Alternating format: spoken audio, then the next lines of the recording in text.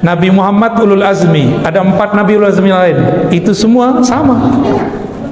Karena tidak ada lagi Nabi setelah Nabi Muhammad, maka Abu Bakar tidak angkat menjadi Nabi. Umar pun jadi seorang ulama, walaupun kalam yang beliau dapatkan mirip seperti Nabi Musa. Jadi Sayyidina Umar diizinkan Allah berkalam-kalam langsung kepadanya. Disebut dalam hadis Bukhari dan Muslim, muhaddatsun.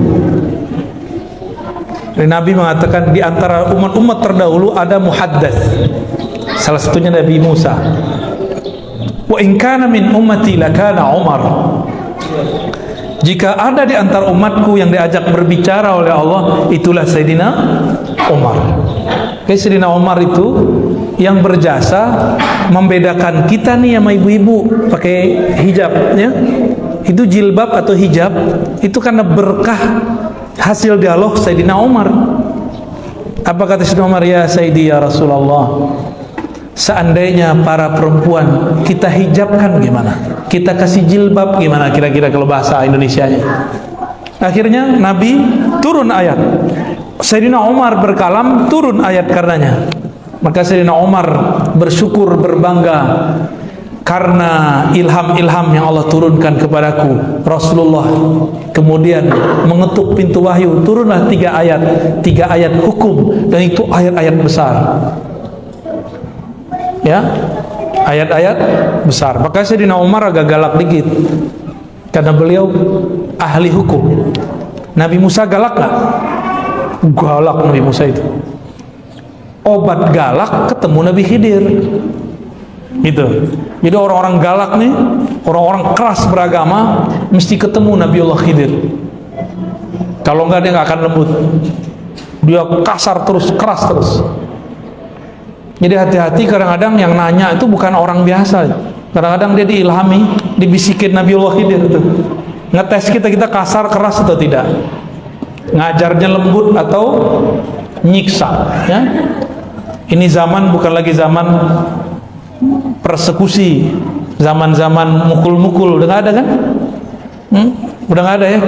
Pak Kiai udah nggak ada kan? Guru-guru mukul-mukul udah nggak ada. Zaman kita dulu cuma salah baca alif sama nggak alif, rotan melayang di punggung, langsung jadi kayak X-Men tapi dari belakang, silang tuh, cium cium. Orang tua lihat, kenapa punggungmu nak? Oh ada X, malah disayang-sayangin. Oh, bagus. Kalau sekarang orang tua kalau ngelihat anaknya dipukul sama guru gimana? Polisi. Lapor polisi. Orang tua kurang ajar. Saya kalau punya santri begitu, saya pulangkan. Pak, ini anakmu, urus sendiri, ajar sendiri.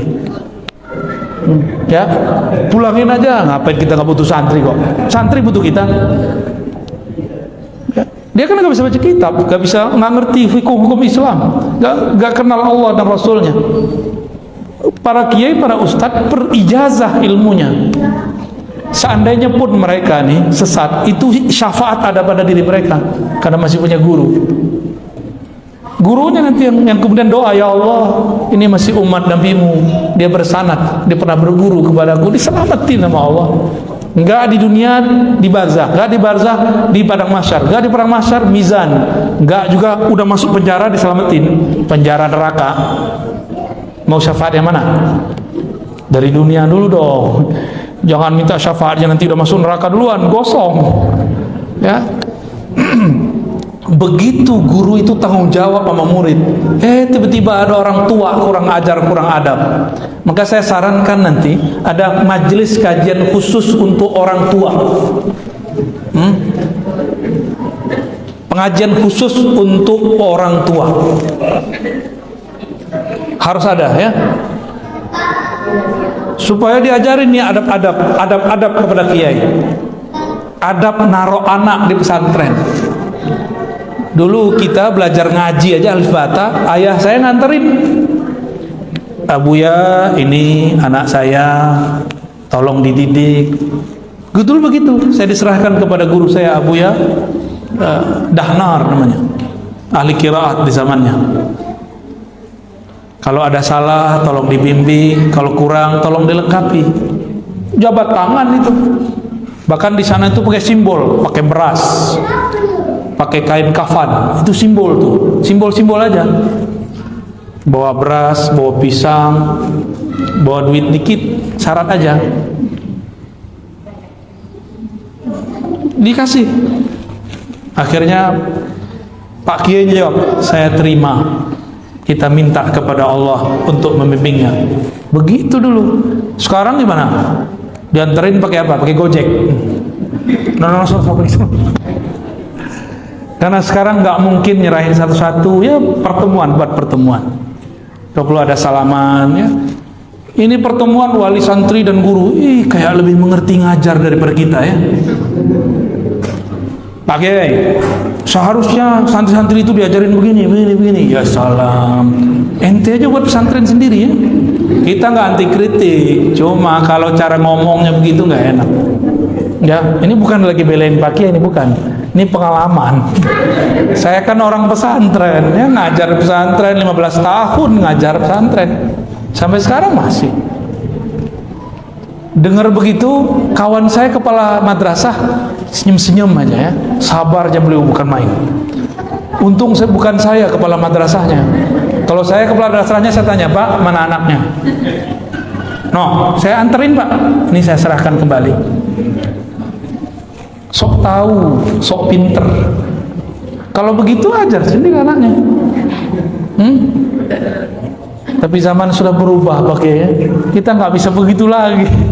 Cuma makanya saya nggak mau jadi kepala madrasah. Kita ngajar-ngajar aja ya. Takut makan hati. Cukuplah kita makan hati sama istri kita ya. Baik.